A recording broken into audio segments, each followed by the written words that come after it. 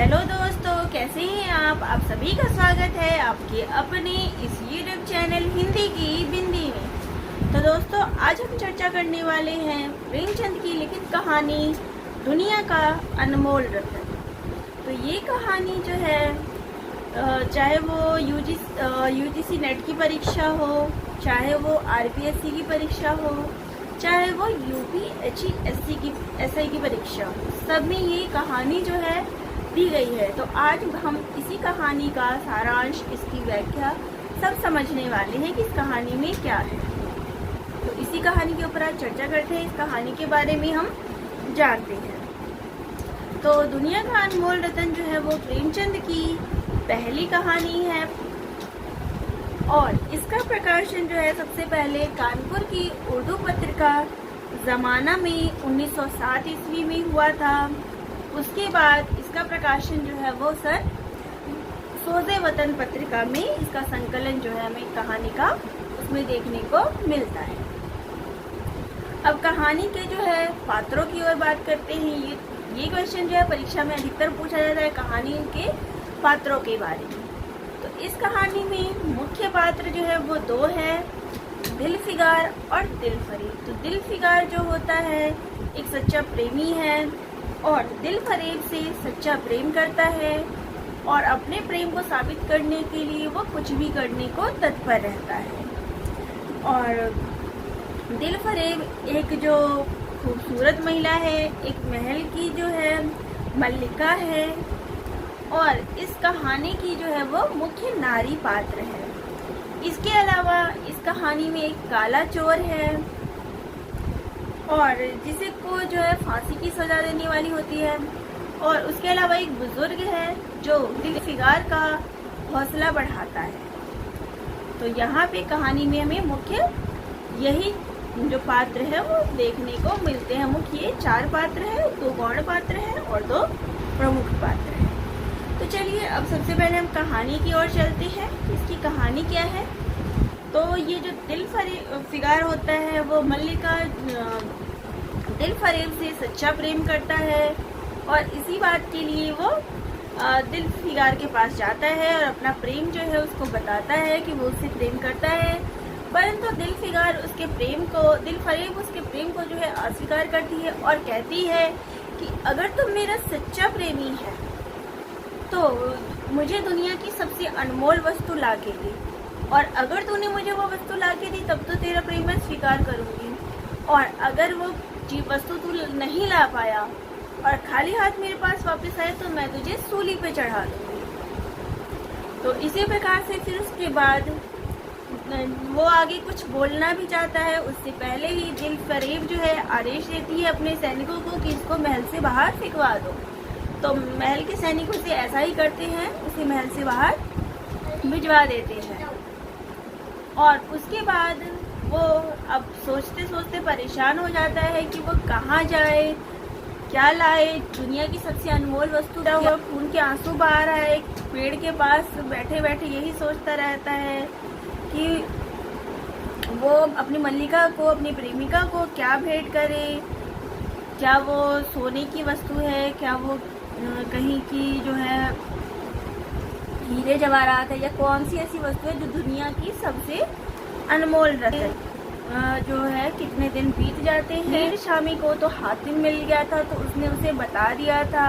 तो काश मुझे भी कोई ऐसा सच्चा मददगार मिल जाता जो मुझे बता पाता कि दुनिया की सबसे अनमोल वस्तु क्या है। कुछ भी नहीं मिलता, कुछ भी नहीं समझ में आता कि वो ऐसा क्या करे। तो वो ऐसी भटकता भटकता आगे चलता रहता है। फिर उसे एक जगह ऐसी मिलती है जहाँ लोगों की भीड़ इकट्ठी होती है। वहाँ वो इस भीड़ में जाके देखता है कि क्या बात है, भीड़ किस बात की है। तो वहाँ देखता है कि 2 जल्लाद जो होते हैं हाथों में तलवार लिए एक आदमी को, एक काले चोर को वहाँ ले जा रहे होते हैं सूली पे चढ़ाने के लिए। तो और इसी को देखने के लिए उसको फांसी पे उस जो काला चोर होता है उसने लाखों बेगुनाहों को जो है मारा होता है और इसी वजह से उसको फांसी की सजा दी जाती है। तो लोग जो है इसी कारण से इकट्ठे हुए होते हैं। तो जब उस चोर को फांसी की सजा दी जा रही होती तभी उसकी नज़र एक बालक पे पड़ती है जो अपने ही मगन में खेल रहा होता है। उसको कोई फिक्र नहीं होती कि वो कहाँ बैठा है, क्या है, अपनी भी मगन में बैठा रहता है। जब चोर की नज़र उस बालक पे पड़ती है तो उसे अपना बचपन याद आता है, अपने पिता याद आते हैं, अपनी माता याद आती है कि वो भी किस प्रकार से बेफिक्र होकर अपने माता पिता के पास रहता था। तो इसीलिए वो फिर जल्लादों का आदेश देता है कि मैं आखिरी क्षण जो है वो उस बच्चे के पास जाना चाहता हूँ। तो आखिरी ख्वाहिश होती है उसकी, तो वो भी मंजूर कर लेती हैं, उसको वहाँ ले जाया जाता है। तो वो जाके उस बच्चे को देखता है जो अपने में ही मगन होता है। तब उसे अपना बचपन याद आता है और उसकी आंखों से जो है वो आंसू टपक पड़ते हैं। तभी दिलफिगार को जो है लगता है कि यही दुनिया का सबसे अनमोल वस्तु है और वो उस आंसुओं को अपने हाथ पे ले लेता है और उन आंसुओं को लेके वो दिलफरेब के पास पहुंचता है और कहता है कि मैं उसके लिए दुनिया की अनमोल वस्तु लेके आ गया हूँ।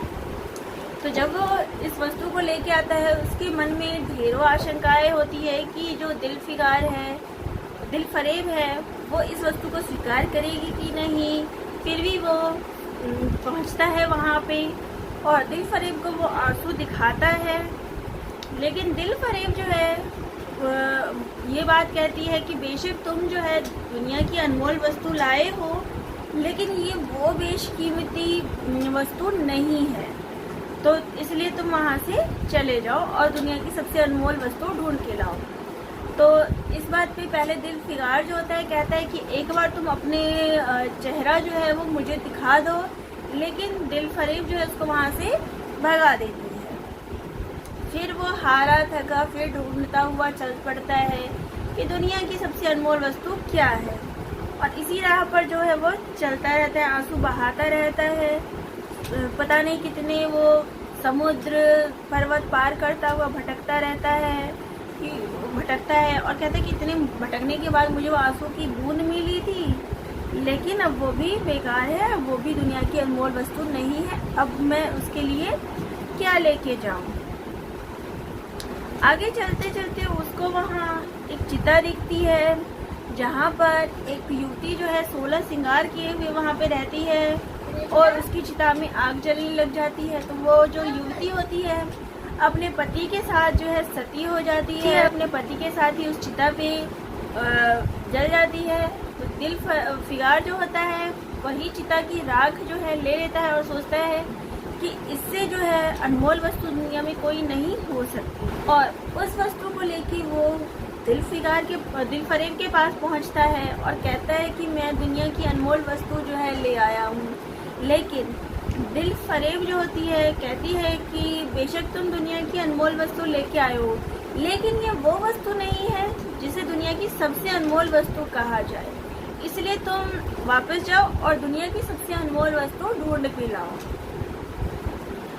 फिर वो हताश होके फिर वो आगे पहुंचता है और सोचता है कि अब तो मेरे बस का नहीं है, इतना ढूंढने के बाद दुनिया की अनमोल वस्तुएं लाके दी, लेकिन दिलफरेब ने उसको अस्वीकार कर दिया, उसको नहीं माना। अब इससे अनमोल और बेहतर तोहफा में क्या ले जा सकता हूँ।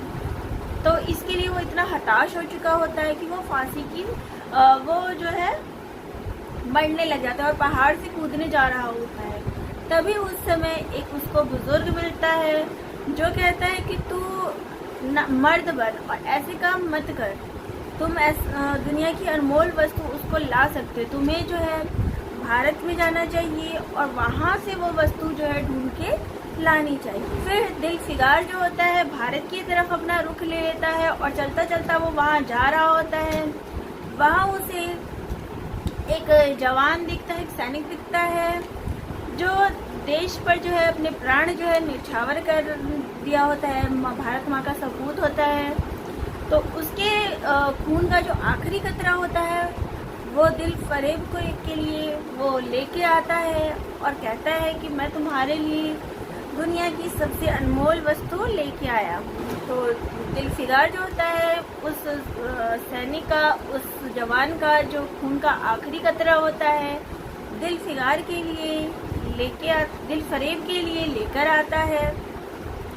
और दिलफरेब जो होती है उस खून के आखिरी कतरे को देख के बहुत खुश हो जाती है कि तुम जो है सच्चे देशभक्त के, एक देश के वीर के खून के आखिरी कतरे को लेके है और इससे बेहतर और अनमोल वस्तु तो दुनिया में कोई हो ही नहीं सकती। उसे स्वीकार कर लेती है और एक सुनहरे, फिर उसके बाद तख्त निकाल के रहती है और उस पर सुनहरे अक्षरों में वो लिखती है, जिस पे लिखा होता है खून का वह आखिरी कतरा जो देश की हिफाजत में गिरे, उससे अनमोल वस्तु कोई हो ही नहीं सकती। तो इस प्रकार से ये कहानी यहाँ पे समाप्त होती है और वो दिल फिगार के प्रेम को भी स्वीकार कर लेती है और कहती है कि तुम वाकई मेरे सच्चे प्रेमी हो जो कुछ भी मेरे लिए कर सकते। तो यहाँ इस कहानी में अगर परीक्षा में आता है कि दुनिया की अनमोल वस्तु क्या है, तो दुनिया की अनमोल वस्तु वह है जो देश प्रेम के लिए जो खून का आखिरी कतरा जो देश की हिफाजत में गिरे, उसे ही दुनिया की सबसे अनमोल वस्तु कहा गया है। तो प्रेमचंद जो थे वो देश के सच्चे देशभक्त थे और इसी को उन्होंने अपनी कहानी के माध्यम से भी दिखाया है कि देशभक्ति को उन्होंने सर्वोपरि रखा है। तो यहाँ पे दुनिया का पहला रतन किसे माना गया है, तो यहाँ पेपर में अलग अलग क्वेश्चंस भी आ सकते हैं। तो पहला रतन क्या था कि काले चोर के आँख से टपका हुआ आंसू जो था वो दुनिया का पहला रतन था और दूसरा रतन जो था वो सती की चिता का राग था और तीसरा रतन जो था वो खून का आखिरी कतरा जो देश की हिफाजत में गिरे और इसी को दुनिया की सबसे अनमोल वस्तु जो माना गया है। तो दोस्तों, आप सभी को ये कहानी कैसी लगी कमेंट बॉक्स में ज़रूर लिखिएगा और अगर आप सभी चैनल पे नए हैं तो चैनल को जरूर सब्सक्राइब करिएगा। तो दोस्तों, आप सभी का बहुत बहुत धन्यवाद।